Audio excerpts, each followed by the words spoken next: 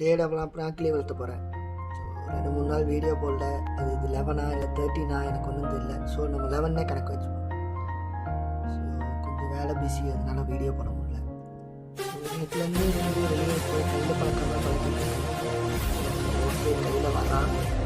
ஆனால் அவ்வளோ கான்ஃபிடென்ட்டாக